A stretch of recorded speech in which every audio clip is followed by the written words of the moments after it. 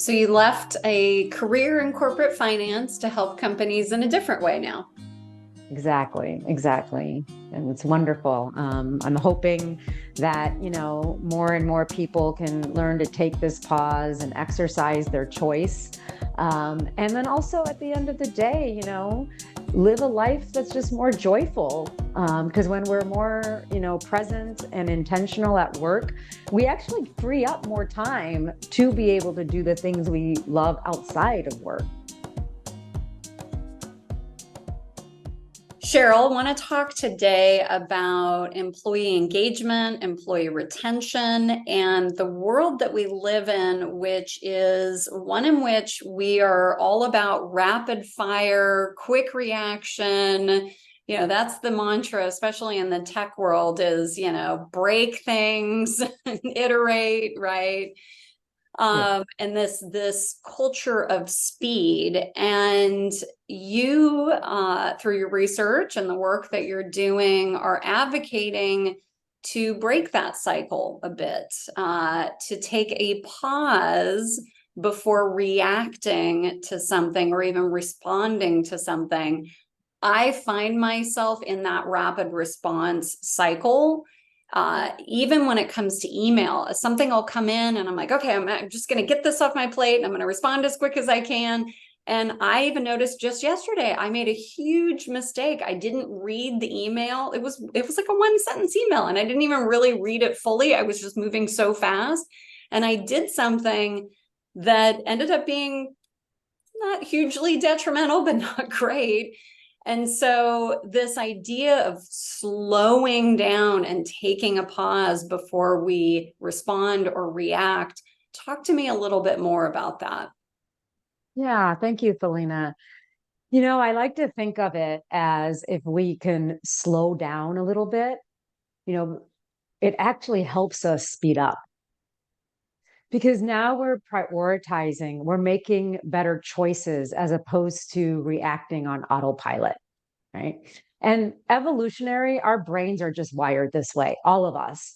We have to train our brains, the science shows, to take a pause, right? And when we slow down, for instance, with the emails, perfect example, right? We get in the morning, we ramp off emails, it's a dopamine hit.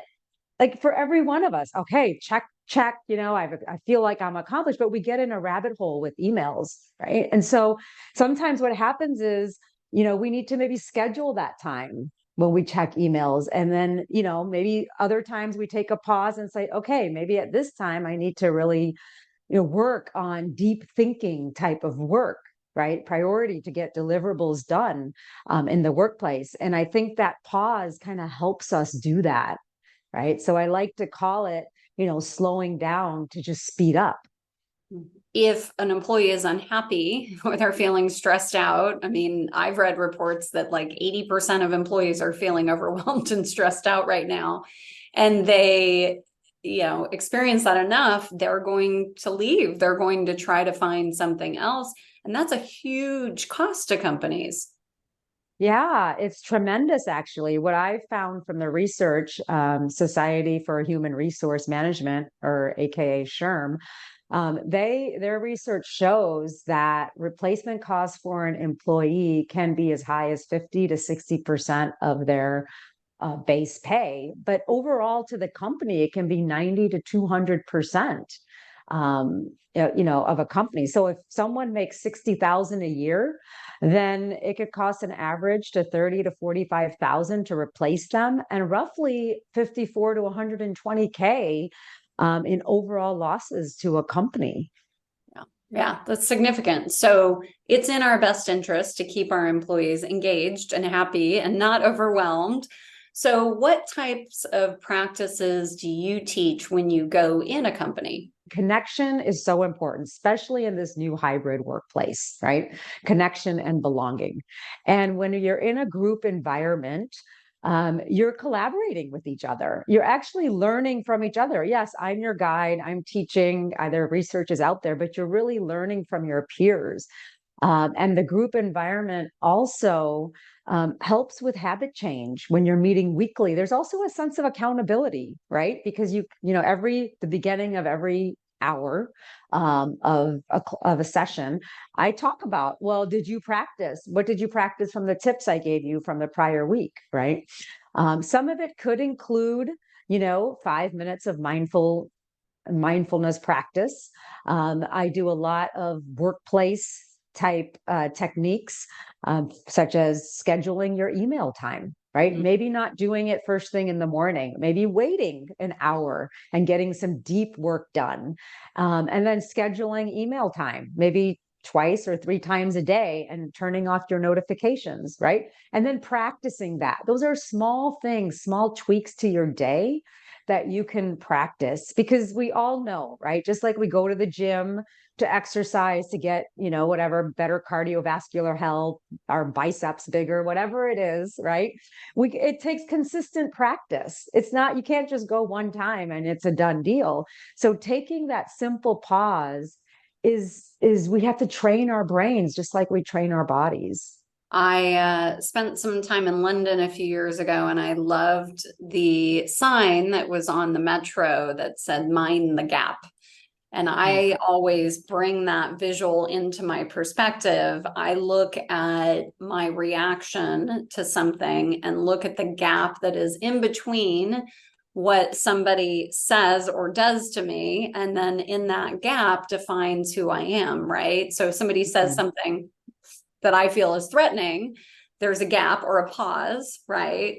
That I can take and be mindful of what my reaction is, right, to whatever that person is saying. And it is that gap that defines who I am. I have a choice in how I respond and Right. react. Exactly. We have a choice. And so often we're dictated by our ruminating and racing thoughts. It's really our thoughts that create our emotions, that make us go into autopilot. But like you said, in that space, in that gap, right, between our stimulus and response, as Viktor Frankl wrote in his quote, we have a choice. Our thoughts are not our reality, at all. And so that pause, helps us, like you said, just stop for a moment. And how do we want to react when someone makes us angry or sends us a nasty email, or, maybe we want to take a step back. Yeah, and it's interesting that word choice, Cheryl. I talk to a lot of folks who are in corporate or have left corporate, and that was one of their biggest frustrations is they didn't feel like they had choice, that they had authority over what they were doing. A lot of people leave corporate, and this has been documented many times because they felt like they didn't really have an impact. The work they were doing didn't make an impact on the community, on the world, whatever it is. That's why people leave jobs more so than pay and some of these other things, right? And so interesting to use that word choice. This is a way that employers can empower their employees to feel like they have a choice, right? And therefore more control over their domain by simply taking a pause before they react. Yeah, and I love that, Felina, because I have a program and it's called, Working or Living Your Core Values. And that's exactly right. I think, that's why I left corporate, to pursue my passion to spread this work. But even in organizations, for leaders to take a pause and really understand, what are the core values of an organization and how can I help my people see that they do make an impact? Like, whatever company is there. When I was in finance, I often felt that way until I shifted my mindset, until I paused. And when I did budgets and forecasts and strategic plans, I would meet with, VPs and the C-suite, and I felt like I was living my core values, because one of my core values is compassion, and I was helping them, I was supporting them. Now, could I see it directly? No, but my leaders helped me see that. Yeah. So you left a career in corporate finance to help companies in a different way now. Exactly, exactly. And it's wonderful. I'm hoping that, more and more people can learn to take this pause and exercise their choice. And then also at the end of the day, live a life that's just more joyful. Because when we're more, present and intentional at work, we actually free up more time to be able to do the things we love outside of work. Absolutely. And if somebody wanted to inquire about hiring you to come into their company, what would that look like? They can email me at Cheryl Shah at simplypausecs.com. Or you can just go on my website at I'm not www.simplypausecs.com. looking for contact info. I'm looking for I would set up a consultation with them. I do an assessment. Like I'm looking Oh, yes. for the process. Sorry, I should have Yeah, clarified yeah. that.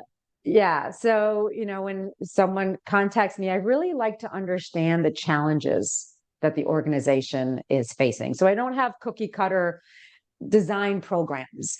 I more understand the challenges, talk to you, understand what you're doing. It could be a women in leadership program that I've designed before.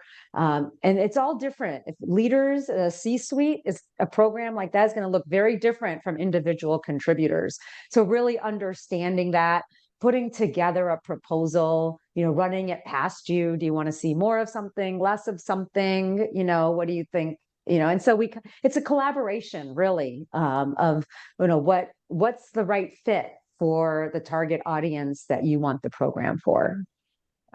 Sounds like you I'll say these words and you can dispute them. It's fine. But it sounds like to me you're a mindfulness workplace productivity expert in that you're bringing mindfulness and the pause into the workplace, which ultimately brings more productivity and happiness into the culture. There's a lot of overwhelm. There's so much change happening every day.